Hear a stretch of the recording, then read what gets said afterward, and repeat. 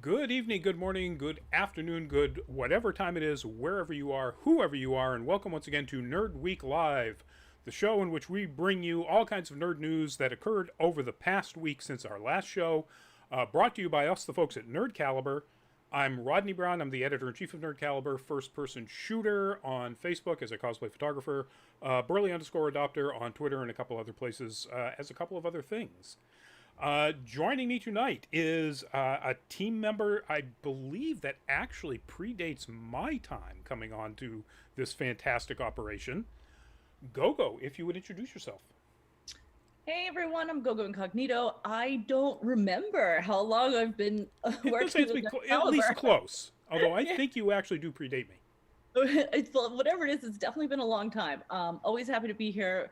Always love doing this show. You can find me doing awesome things online on Instagram at gogo underscore incognito. I always have something new and exciting up, and I'm getting better with TikTok. So find me there because I'm actually posting videos now. And for all the people who have come to my TikTok, thank you. So that is also gogo underscore incognito.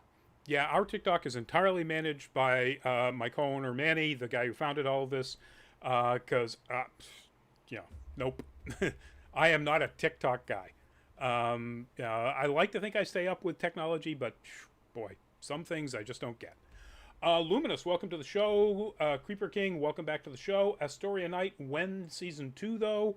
For what? Actually, I think we have a couple of different things we're talking about season twos for. Um, in the show tonight. So you got to There's be at more least specific. two or three of them for Yeah, sure. yeah. So you got to be more specific.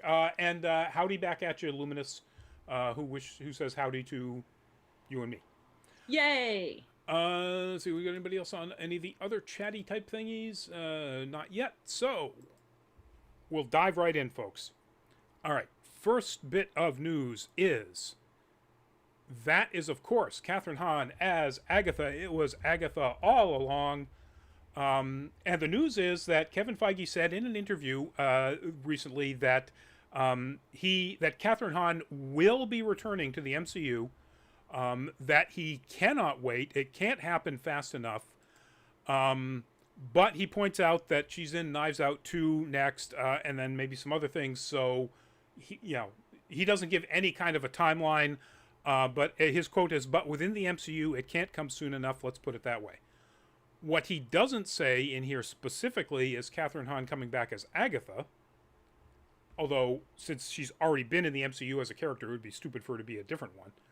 Um, so, Okay, I wouldn't mind that at all. And I know that that really isn't how they do it. That isn't how Marvel does it or Kevin Feige. But if there's anybody who could totally pull that off of having two, totally distinct characters, and there's like, oh, but she's this and this. Oh, but she's that. Catherine Hahn could do it with like a, wink, wink, and nudge, nudge for sure. I think actually I like this idea, and I want him to do it now. honestly, she killed it as Agatha. I'd really like to see her come back as Agatha. But, even if that's not the I'd love case, that too. I yeah, mean, I'm just saying I would be not be mad about Agatha and then another character because she is brilliant and she stole the heck out of that show. One. absolutely. Agreed 100%. So, other things about WandaVision, the Emmy nominations dropped today, and guess what? WandaVision is one of the many, many shows under the Disney Plus brand that picked up a ton. WandaVision got 23 nominations. The show itself for Best Limited Drama Series. Elizabeth Olsen for Best Actor in a Limited Drama. Of course, Paul Bettany for Best Actor in a Limited Drama. It just, and of course, I'm assuming the rest of them are all technical and whatever stuff, costuming and so on. It just cleaned up. But Mandalorian took a ton. Looking at the entire list here, the things that are in our Lovecraft country, which is not a Disney Plus, but that took a bunch.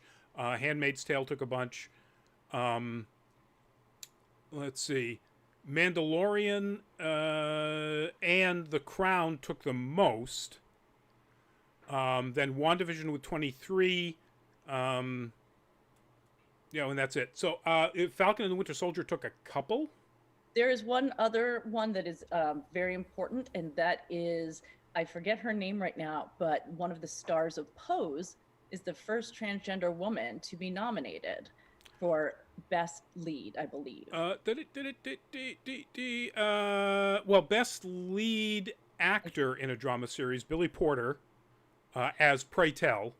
Right, no, that was that, but then also one of the female leads. MJ Rodriguez, yes. Thank you, thank you, thank you. I was just reading about this earlier, and her name went like in my brain and right out. So, lot of talent, and it's nice to see the nerd shows though being recognized. This MJ Rodriguez is going up against Journey Smollett from Lovecraft Country, and Elizabeth Moss as June or of Fred from Handmaid's Tale, as well as not really spectacular non-nerd stuff. I mean, Olivia Colman is Queen Elizabeth from The Crown, so yeah.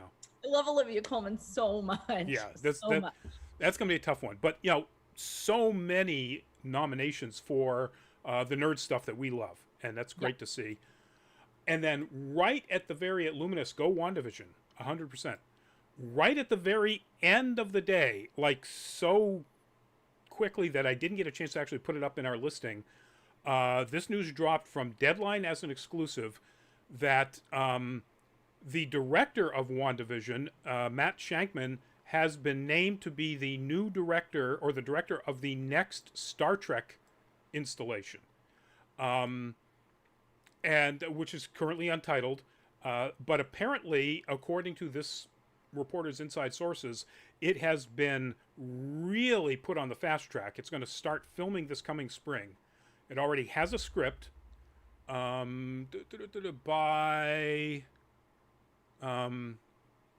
Lindsay Beer and Geneva Robertson, and I haven't had a chance to look these two up on IMDb, so I don't know what backgrounds they have. But Shakman, and they're implying that it's on the strength of the success of WandaVision, which is a huge money-making hit for Disney Plus and a subscriber getting hit, but also on all of these 23 nominations, that he is now considered an A-list director after having directed almost nothing else. The last Star Trek, which I believe it was years ago now. Yeah. Where it was not good. I felt like it was like the Fast and the Furious in space. I don't know. Because it was directed by the Fast and the Furious director. Oh, is that for real? Yeah. Oh my god. Yeah. The perfect comparison, because it was directed by one of the directors of a number of the Fast and Furious movies. Mind blown, but I feel very good about now it hasn't been there hasn't been another Star Trek movie, not just because that was moderately well received. It actually made a ton of money, of course. Star Trek movie. It has been in development hell because of issues with Paramount ownership in the Viacom CBS Paramount debacle that literally just ended last year and turned into the creation of Paramount Plus, CBS and Viacom coming back together as one big happy family. So much as that can be said. But yeah, it was in absolute development hell because of all the ownership problems. So that's why we haven't seen one. It has nothing to do with the fact that, yeah, Star Trek Beyond was kind of blah when you get right down to it. But anyway, that's all the news related to WandaVision and so on. And boy, was there a lot. Still more MCU news, however. That is the cover, the giant gatefold cover spread for the Mighty Thor #1, the very first issue, Jason Aaron's run that introduces Jane Foster as the new Thor. Which, that whole run, go read it, people, if you like comics. But the news is about Thor: Love and Thunder, which is the movie that this is based on. Well, part of it's based on this. And the news is Taika Waititi, who they have wrapped filming of this. That came out a little while ago. Taika Waititi said in an interview with Empire that that Thor: Love and Thunder is the craziest thing I've ever done, is his quote. And this is the craziest film I've ever done. And he has a bunch of other quotes talking about how crazy it is. It says, it's very different from Ragnarok. It's crazier. I'll tell you what's different. There'll be far more emotion in this film and a lot more love. And then, of course, he has a joke, and a lot more thunder and a lot more Thor if you've seen the photos. Oh yeah. Which is, yes, I think a reference to Hemsworth really, you know. He is so, he, from what I've read, he has his own, like, a nutrition company, or it might be supplements or something, but he is super, super passionate about it. And it isn't like he's got to get jacked up to be Thor. He is jacked up because it is a passion. Bodybuilding is and health and working out is a passion of his, to which I say, that's great, dude. Can you please pass some of that muscle on to me, because I want to build up my guns and I have to work a lot harder. Yeah, that's them youngins. They do really have the advantage now, don't they? Absolutely. So they're talking about. We know that, of course, Natalie Portman is back as Jane Foster, and she is going to be the I'm so on her. So yeah, but this role, allowing somebody to be, the goddess of thunder, to be Thor, but to be a female person, and then to actually have it match the storyline that was in the comic, which it has to be Jane Foster for that to happen. right. Then I'm fine with Natalie Portman coming back. But also returning, Tessa Thompson, of course, back as Valkyrie, or the new King of Asgard.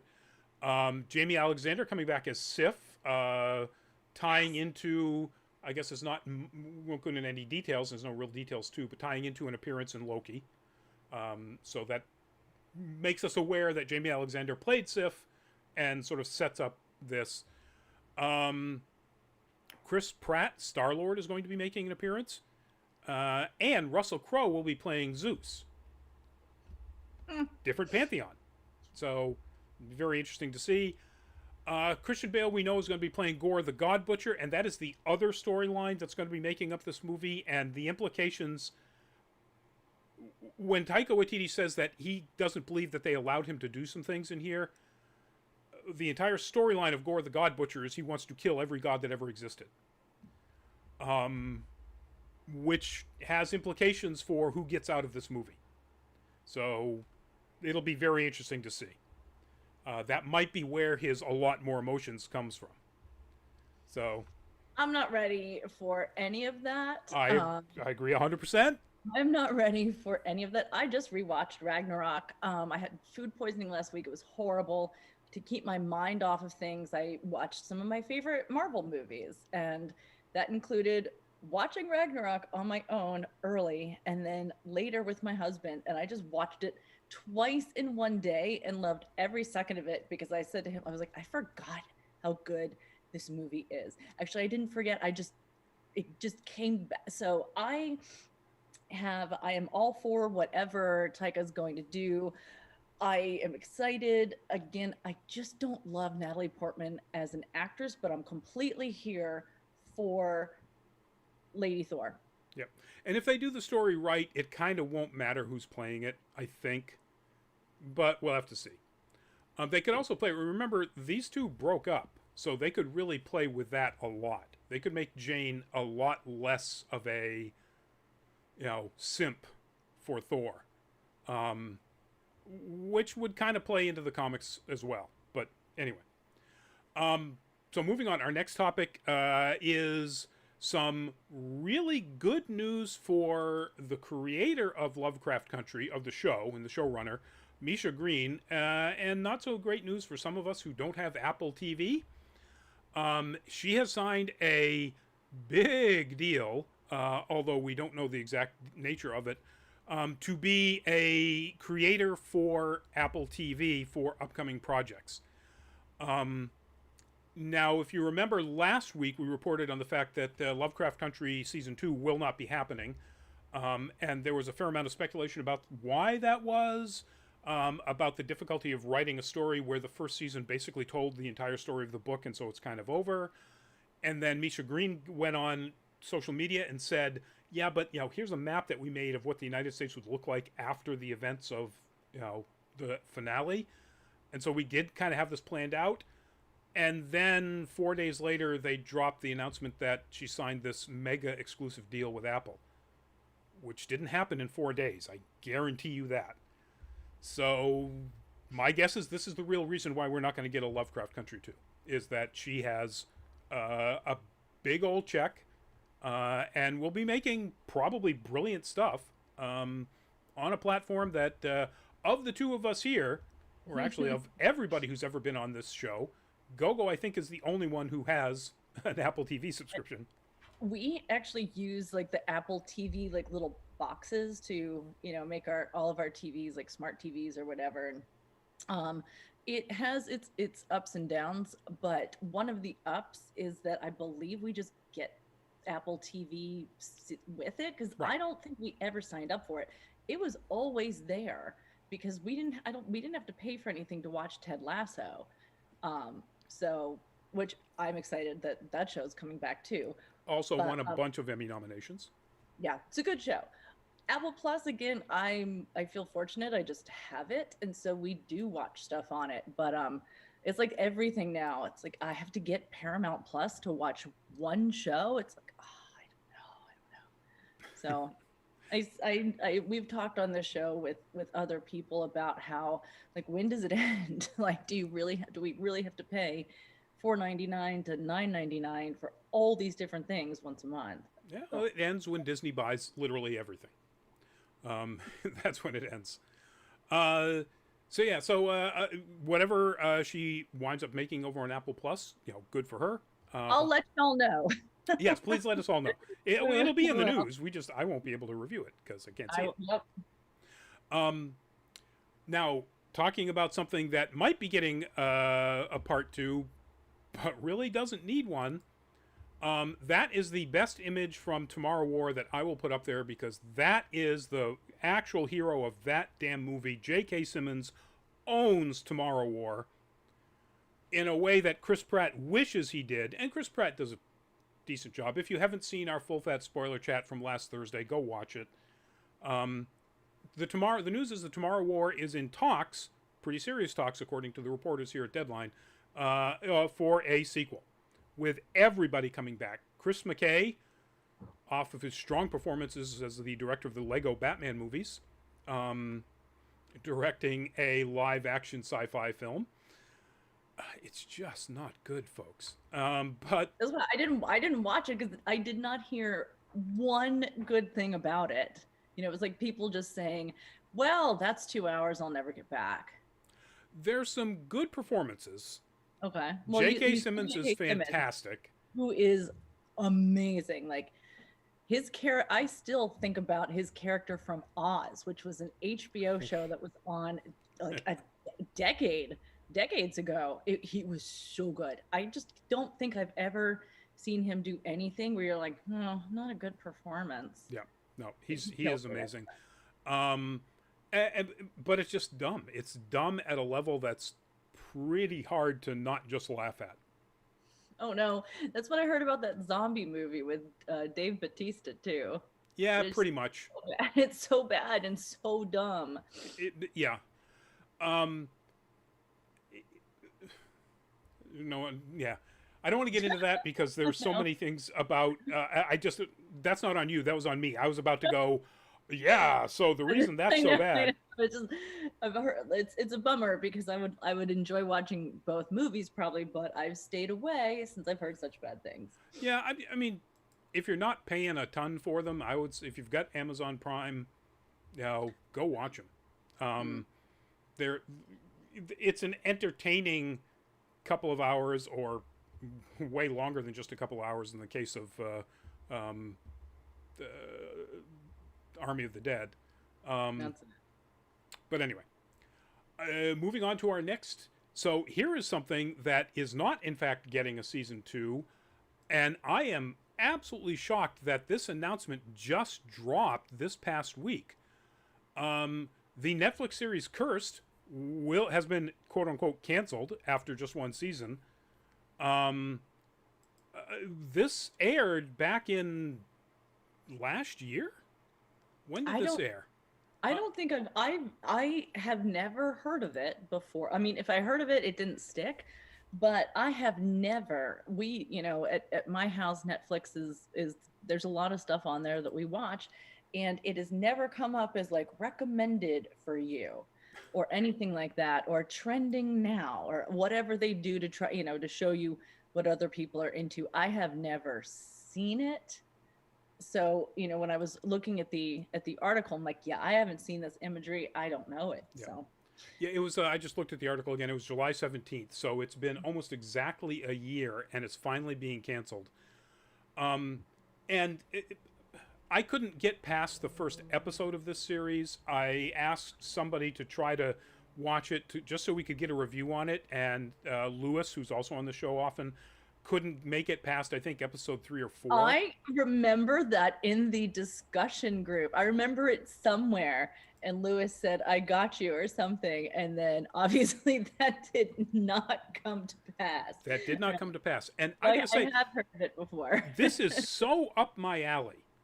The writer of the comic that this is based on, Tom Wheeler, hasn't really done much of anything else to speak of, but it was drawn by Frank Miller, who, whatever else Frank Miller has problems with, I really like as a comic book artist. It's based on the idea that the legend of Excalibur and the Lady of the Lake is, more a story of a young woman who is, has this sort of druidical magical power. That sounds really, really cool. It really, really cool. Catherine Langford was the lead. She's usually awesome. And then just most of the design aesthetic. I look at this sword that's on the screen right now, and nobody knows if Excalibur even existed, or if it did, what it looked like. But this has a very Celtic look to it, and you probably can't see it's not close enough. But the script down the middle of the blade isn't runes, which it often is in people's interpretations of Excalibur, or even Roman alphabet script. It's Irish Ogam, a super obscure, barely understood script that the Irish used on their monuments and things of great importance. And that kind of stuff is so up my alley that I wanted to like this so much. And Merlin is played by the guy who played Floki in the Vikings series. It just wanted it to be so good, and it was so terrible. But anyway, it ain't gonna happen again. So, I ain't surprised. Like I said, the only thing that surprises me is the fact that it wasn't officially canceled literally 6 months ago, or a year ago. Now, speaking of stuff set in ancient times, we got an announcement last week that there will, in fact, be a Vinland Saga Season 2. That it is coming up, it's being made, and that's pretty much all we know about it. We don't know when it's going to drop. We don't know exactly how much of the manga it's going to incorporate. We don't even know the studio for sure will be doing season 2. So that might be a problem. Wit Studio did the first one, and they did just an absolute bang-up job. Folks, if you like historical stories set in, Viking time, I do, and Go does, watch this anime or read the manga or do both. But it is gripping. It is at times surprising and shocking. It's kind of Game of Thrones like, in that maybe some of the people you come to like ain't gonna be around for too terribly long. And it is set very, very squarely in a very historically accurate depiction of what England was like at the time when Canute the Great was just a young prince, and this young lad living in Iceland with his family is befriended by this guy named Leif Erikson, who's talking about this trip he made way out west. The 24 episodes of the first season, I won't give away anything except the very last splash screen says, This is the end of the prologue. Yes. Okay. Here's another thing I hadn't heard of until we were, prepping for the show, and Rodney told me some about it. Like he just told all of you watching at home, and I'm so excited. I'm more excited now that I know there's 24 episodes, because I hate when you get an anime or any kind of show you really like. I'm looking at you, Disney Plus, and it's like what, 6 episodes, low key. So sometimes then you're just like, well, I need more content. I need more content, please. So I'm pleased that there are that many, because that means I get to look forward to that, and that it's only the beginning. Yep. Sometimes you get really lucky and you come on a show and so you can just I'll be binging this. I'm just gonna be honest. Yeah, and you should. Sounds great. Although there are moments where you will want to take a break. Good to know. Because it gets kind of heavy at times. Okay. No, I'm prepared, and that's good. That's good to know as well, for sure. Yeah, it's really an amazing series, folks. And you should go watch it if you don't. And thank God we're getting a season 2, which I kind of knew we would, and I wish they had put more information into their announcement other than, yep, happening. So, now speaking of, and it's, I guess I didn't get into this, so I'm going to do this now to make the transition. It is also pretty gory and violent, as a story about Vikings realistically would be. So speaking of gory and violent, this just took me completely out of left field by surprise. Sony is going to be making an adaptation, an animated series based on the comic series Faust, from David Quinn and Tim Vigil. That's an image up there. Faust is a sort of devil mask wearing superhero who has retractable claw technology in his gloves. He's not Wolverine. Who really likes killing violent criminals. Violently. Really violently. With his claws. It took me probably 10 minutes to find an image from one of the covers, because I needed a color. Since this launched back in 1987 on a very independent press, it's all black and white inside, that did not have a severed head. And I'm like, well, I don't want to put a severed head right on the screen here, folks. Finally, I found this one of Faust fighting a demon. In the Day of the Boys, where, if you don't know this and you haven't read any of the comics, the very violent, gory, out there series on Amazon, The Boys, is toned down significantly from the comic. Faust is, or was, because it came out in 1987, a predecessor that's just like that. Worse, because the main character has made a deal with the devil to give him the ability to fight crime like this. So that's why he's called Faust. Except maybe he didn't. Maybe he's a mental patient who's just hallucinating all of this. It's really interesting in that way. He believes that, this Dr. Jane is his girlfriend, and the reason he needs this ability is, and has to make this deal, is to make sure that she stays safe.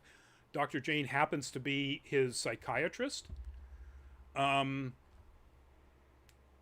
haven't read the last issues, because these guys took roughly 1 to 2 years to put an issue out. So it literally wrapped up in 2012, 25 years after it started, with issue 12 is the last issue.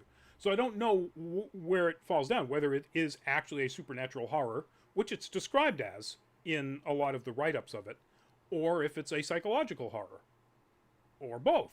Or both. Yeah. But what it is they don't have an X rating for TV. It's mature, and then anything mature is just mature. If this was a movie, it would be X-rated. Yikes. Full frontals, male and female.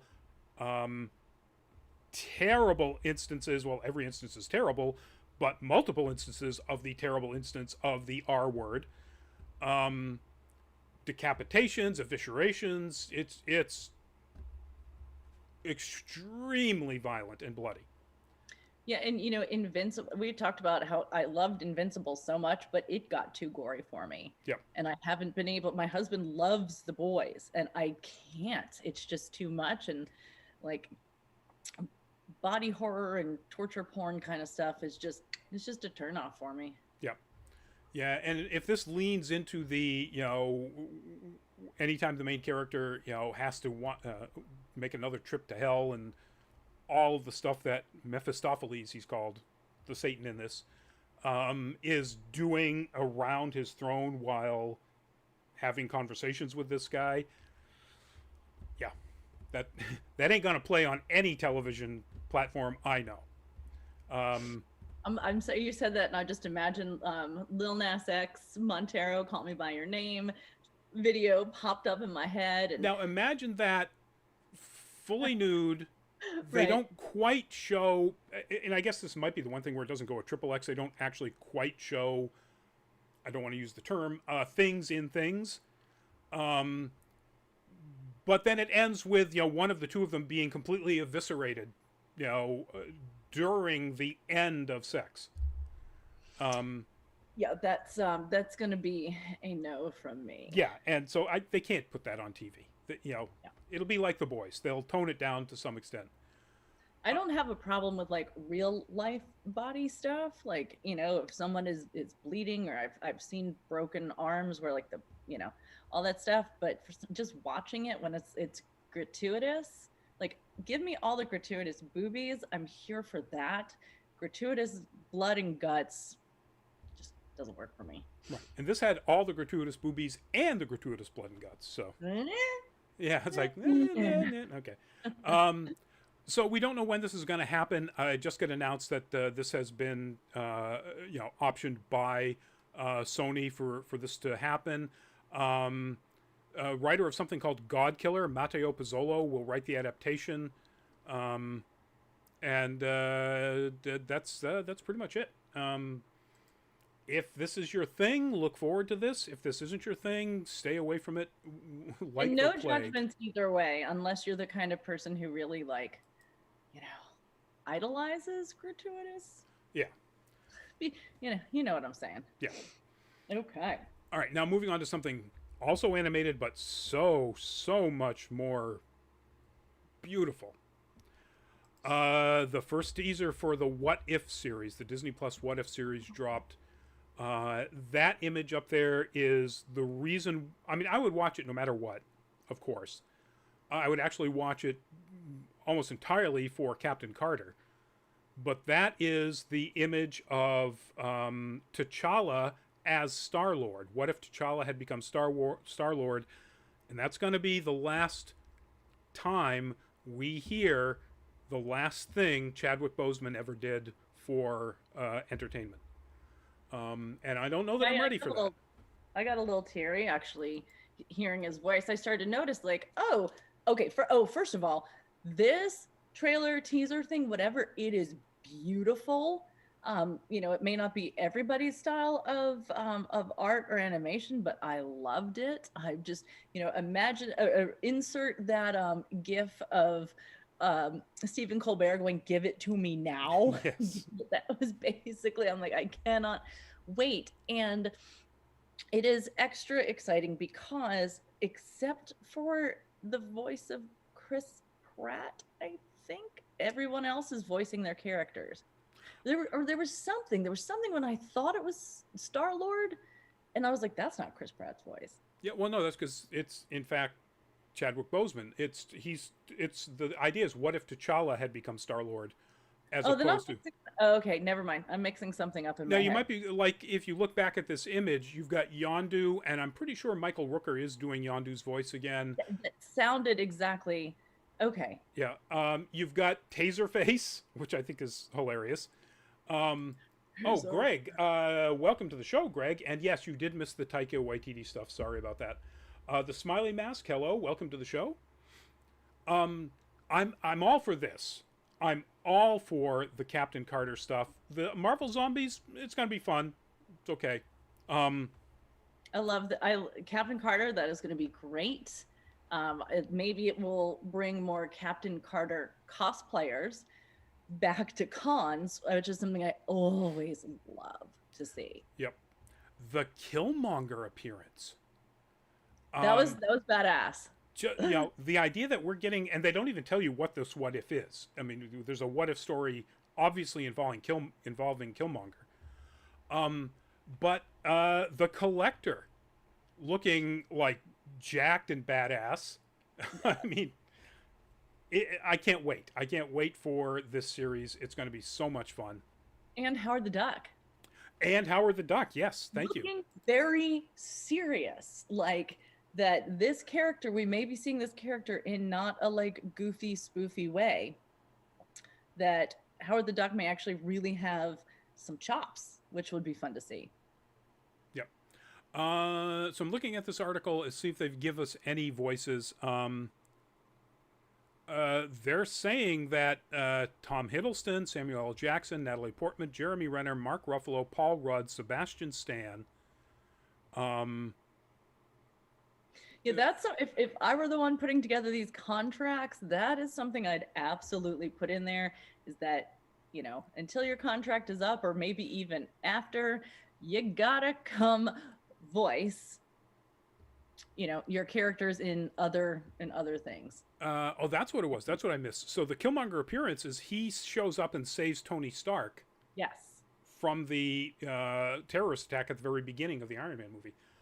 Luminous, what if the trailer was so awesome? All caps. We hear you shouting, Luminous, and we agree.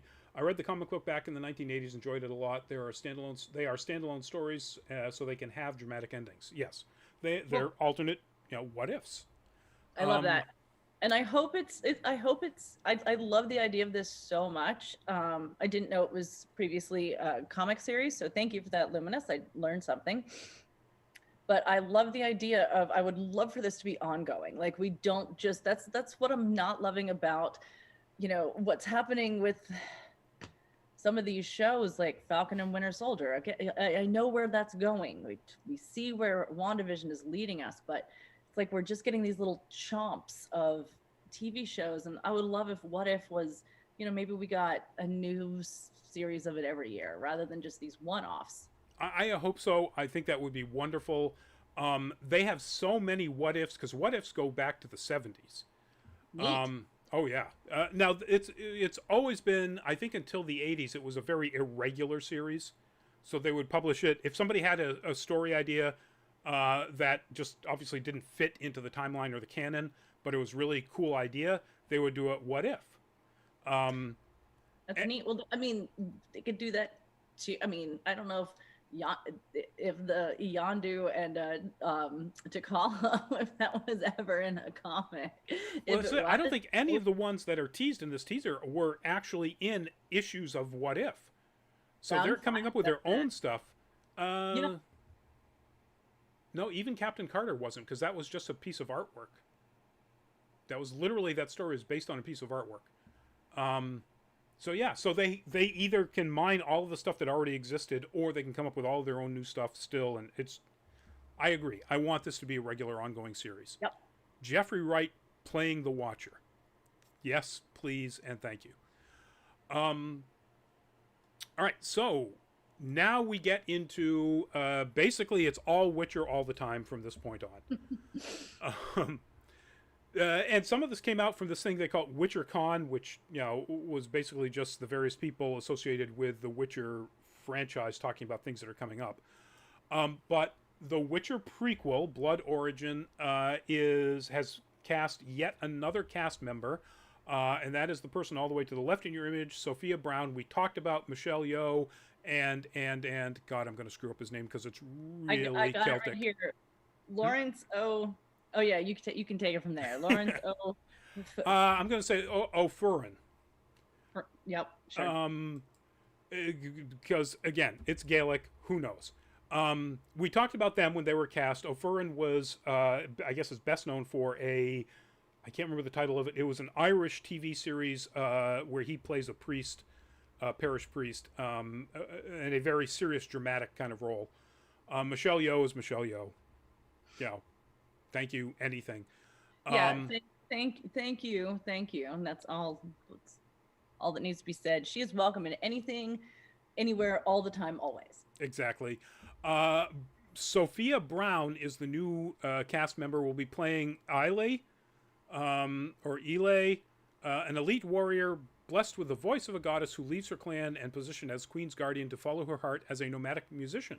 So, Dandelion Knot. You don't get that reference because you haven't watched The Witcher. So No, I'm blank. I didn't know I was supposed to be. I didn't know that was a reference I was even supposed to pick up. Dandelion is the comic relief in both the game and the series. He's a bard that accompanies Geralt. Well, I've definitely heard of the fabulous bard in the Witcher series, and again, I never played The Witcher, and I have absolutely watched gameplay because I think it's so stinking cool. I have read some fan fiction and of course seen a lot of wonderful cosplay. Even I got to interview Maul Cosplay, who does a very famous Witcher at PAX for Nerd Caliber. So that was super duper fun. But I don't know. And here's the thing. I tried to watch The Witcher. I've talked about this before on the show. I gave it several tries. I just didn't make sense to me. And therefore it was frustrating and unenjoyable. So yeah. I'm just here. I'm here to just whatever Rodney says. Sorry, references. Chew. Greg, kill that bard now. Your D&D is showing, Greg. Super Mario Mark by well, see ya. Super Mario Mark. I don't know that I'd seen that you had been here, but bye, hello and goodbye. Hello and goodbye.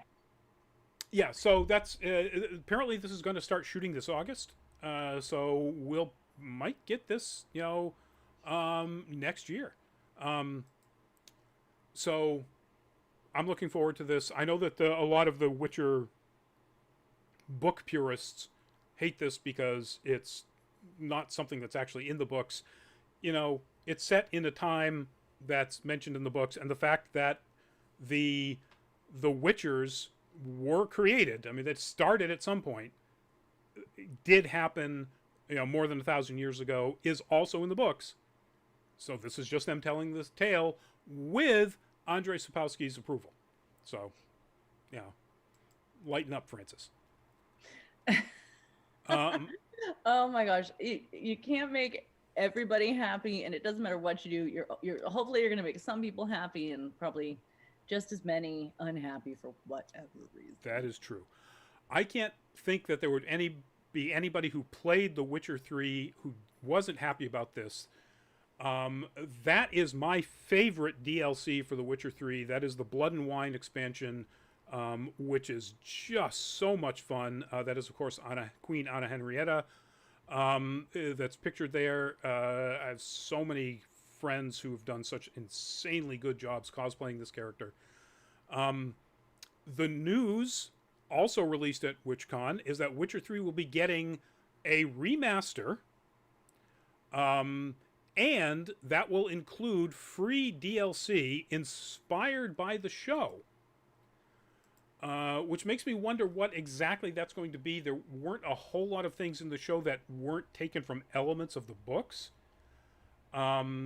So I'm not sure what they're going to be doing with that, but I'm also very interested, because if CD Projekt Red does with whatever DLC they're going to be making based on the books or based on the series, as well as what they did with Blood and Wine, and even the Heart of Stone DLC, which I didn't like, but only for story purposes.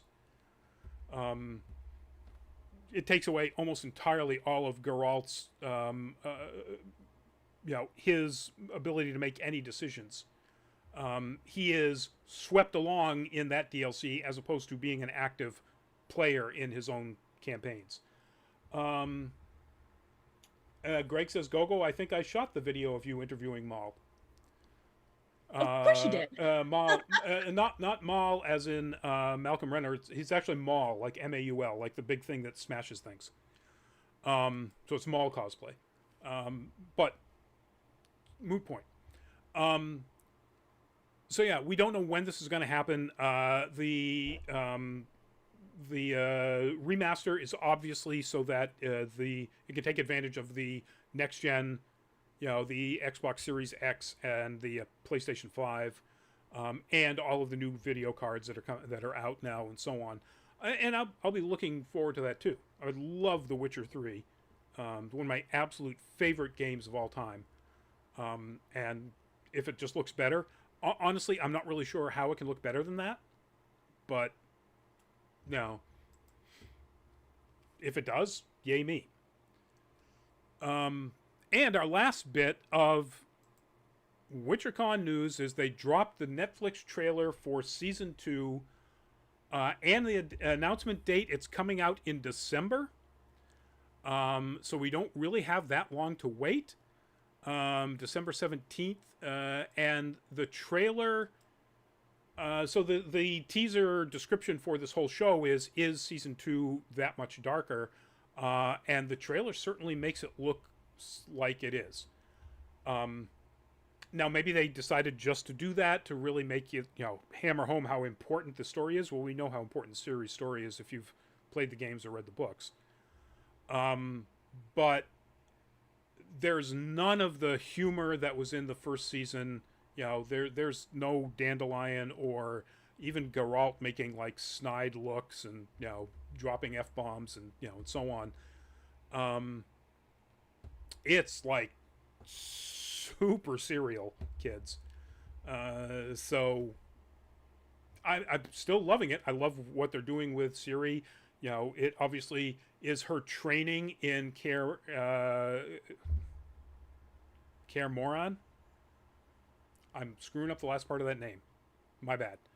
And that's very cool. And I'm assuming it's going to take, there'll be a lot more action than just her training. That's all they're showing us, really. But we do get to see all of his compatriots, Kaer Morhen. All of his compatriots in Kaer Morhen, which is going to be cool. I'm very excited for that. So I like it. Now, not having seen the first, Gogo, did you get any impressions about the feel of this? Okay, yeah, I watched the trailer, and that's good to know. I mean, again, it's like I should have known that was Ciri. Unfortunately, I had to watch the trailer with the sound off, so I thought it's fine, because I don't really know what's happening anyway, but I should have. I have seen enough gameplay on streams and YouTube and so many cosplays, wonderful cosplays of Ciri, that I should have realized it. I'm going to say this, like, I think this world is really interesting. If I had all the time in the world, I would have played or be playing The Witcher on, whatever. And I've got a PlayStation 5 and a new Xbox that I've like barely broken in. So maybe this will be something I'll go and do over the winter, which I always say, and then I still end up being really, really busy and don't. I'm pretty sure you just made an awful lot of our viewers really pissed off at you, saying that Why? you have both of those platforms. Right? Because they're really tough to get. I know. Sorry, y'all. That's okay. Well, it's okay for me. It may not be good for you, but it's okay.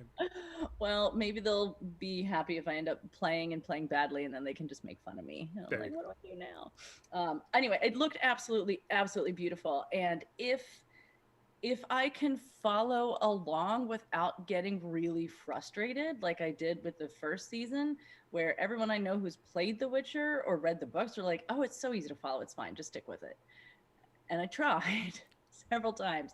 But if I can follow along, I'll happily watch it. This is a show full of interesting characters that are very good looking. So I think based on what I've seen from this trailer and what I know from the end of season 1 is I don't think you're going to really need to have seen season 1.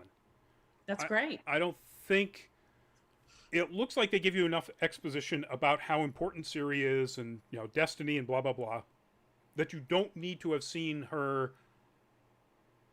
the story of how she was born and raised and all of that stuff, which is mostly what season 1 is, and also the story of Yennefer. That you might That's miss. yes, that okay. God, and I again, I know, I feel like I know a decent-ish amount about Yennefer by how many cosplays there have been and people talking about her. And um, if I mean, I don't know. I kind of just want to watch more of people streaming, playing in the game. That was very, very, very interesting. That could But I'll help you totally learn some give. stuff. But yeah, I don't think you need to. I don't think you need to worry about it. The toughest one will be coming up to speed on Yennefer's story, and I don't even think that looks like it's going to be tough. They kind of imply that there's going to be a fair amount of exposition right out of the gate. Well, there's also this thing. I'm not sure if you've heard of it, Rodney, but it's called the internet, and I can find. The I definitely. Google. I know. I have been down some deep, deep, deep, deep Mass Effect rabbit holes trying to like see what's up with the story, and it just like, oh my god, there's so much to learn. I bet it's the same way with The Witcher, but I enjoy that. I do sometimes enjoy knowing specifically, like I might not play a game, but I'm still really interested in the concept of then reading all about it. Yep. Yeah, it's really deep because Sapowski's written a number of books and a ton of short stories, and there's a lot of lore there that's then been expanded on in the games and so on. So that's it, folks. That is our show for tonight. I do have one. Could we please? I'm so excited to talk about this. I have been waiting, and I'm like, oh, I want to talk Could about we please actually get a real Deadpool Reacts YouTube channel? If you don't know what I'm talking about, folks, you've got to just go to YouTube and type in a Deadpool Korg Reacts. I'm not, well, I know it's money, but I still am amazed that Disney let them do this. Ryan Reynolds made a 4.5 minute long ad for his Fox movie, Free Guy, which is coming out early August, as Deadpool, doing a reaction video on his YouTube channel, Deadpool Reacts, with his guest Korg. And the reason is because Taika Waititi is also in this movie, and Taika Waititi plays Korg in, of course, Thor Ragnarok, which he directed, but then also Avengers Endgame in the new Master 69 scene.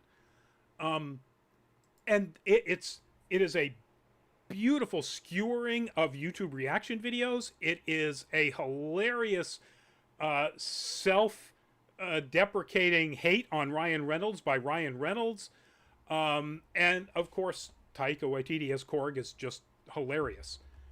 It's really funny. Oh, it's so funny. Really, really funny. It is absolutely, completely worth your 4 minutes. Also, I didn't even know that this movie was happening, this Free Guy, let alone coming up soon. I think it looks really good, even if it slightly does remind me in some ways of Wreck-It Ralph. Yeah, Just, kind of.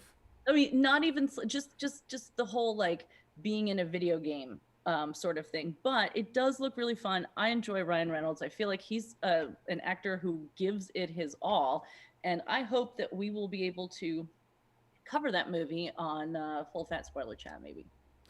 It's in our schedule to do so. The big question is whether or not we can get enough people to actually go see it, because this will not be released anywhere except theaters. This is a theater only release. Yeah, I'll have a look at. I'll look up and see when that is, Yeah. because I that. Now the only reason I knew about it is because it was filmed in Boston and Worcester, of all places, here in Massachusetts, and at PAX East 2018, a guy I kind of know, he knows more of me as a cosplay photographer, who is a casting director for Boston Casting, came up and asked if we knew anybody who could play game programmers. So there may be some people in the game studio that makes the game that Ryan Reynolds is in. And if you've seen the trailer, that's Taika Waititi's company, and there are people out there coding their little fingers off who are actors in the Boston area that, also cosplayers that we know. So that's one of the main reasons why I want to see this, because I gave him a list of a bunch of people and gave his name out to a bunch of people. So fingers crossed there's some of our buddies in this movie. That's awesome. But if you look at, if you look at the trailer, I worked in that part of the financial district for almost 20 years. And every time he's walking around Milk Street, and the first time he puts the glasses on, I'm looking around and going, yeah, no, it didn't look like that. So for me, it's a great sort of remembrance and throwback to when I used to work in that area. But anyway, I'm looking forward to it. But yeah, folks, check this video out on YouTube. It's hilarious. And just the stones of Ryan Reynolds getting Disney to help let him use a Fox character and an MCU character in an 4.5 long minute ad for a Fox movie. Now Disney now owns Fox, but it didn't when this was first in development. Anyway, Ryan Reynolds is just amazing. Yeah, I very much enjoy those stones, as Rodney said, and I think that's also why bringing this back to the could we, if Ryan Reynolds if he continued this with Deadpool, maybe with different guests from time to time of a React series, it's just, he's such a natural. I mean, and Deadpool is his character. Like, you can tell when somebody really is in love with their character, and that makes for that helps us love it. And that would be, and I mean, sometimes 4.5 minutes is just a nice bite of Deadpool. And this would be, I mean, if they let him do this for everything that's sort of nerdy under the Disney platform, whether it's a Disney movie, because this opens with, I don't want to give away what he describes about it, but it opens with him saying, "Oh, and thank you for all the likes on my last reaction video for the Cruella trailer." Yes, please give me 4.5 minutes of him reacting to the Cruella trailer, or anything Disney does, or Lucasfilms, or anything. Oh, please. It would be great, and I think it would be very effective marketing. Brilliant marketing. Yeah. So please make that happen. Anyway, our last thing, as always, we talk about Patreon. Just like Deadpool says in the opening few seconds of his video, please check out my Patreon. We're saying please check out our Patreon, patreon.com/nerdcaliber. Help us get to cons. Cons are coming back. We are going to be going back to cons. We want to get more content as much as we can to show you guys all the wonderful things that are going on there. Just a couple of tiers, super low dollar. It's basically just there so you can help us out. Patreon.com/nerdcaliber. And with that, go, give us a goodbye. Goodbye, everyone. Don't forget, you can find me on the internet on TikTok and Instagram at gogo_incognito. And I've got some cool stuff happening in both places. So come see me, say hi. I do check my DMs. Cool. Do we need to give a warning for Instagram? 17 and up, please. There you go. And check out any other videos that we've done here recently. Like I said, Tomorrow War, if you really want to see how bad that is, that video is already up last Full Fat Spoiler Chat. But this Full Fat Spoiler Chat, of course, this Thursday, is going to be Black Widow. So, folks, buckle up your Black Widow belts and get ready for deep spoilery discussion if you've seen it, or if you don't mind spoilers. But this is one where we kind of don't want to spoil things. Our next show on Monday is going to be No Nerd Caliber. We're still trying to figure out exactly what topic we're going to do there, because we're going to try to tie it into Loki, and we've already done a time travel one recently. And then, of course, Nerd Week Live next Tuesday. So we'll see you at one of those shows, folks. In the meantime, stay safe, get vaccinated, please.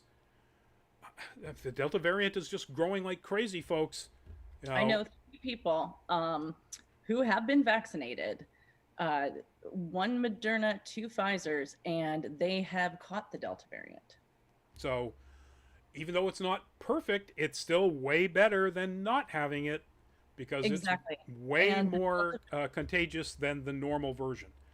Yes, and they have been able to sort of breeze through the Delta variant because they're vaccinated. There you go. If that's the case, then it reduces the symptoms of what is generally also considered a more virulent version. So it's more deadly. Yes. So, yes, please get vaccinated, folks. Also, all of you out there in the West, please stay cool. Find some air conditioning. Get out of that crazy heat wave that just won't stop. And stay safe, folks, please. Good night, all. Luminous, good night. Back at you. And great to hear Gogo's take on the news once again. 100% agree. Thank you. So we'll see you again in one of the upcoming shows, folks.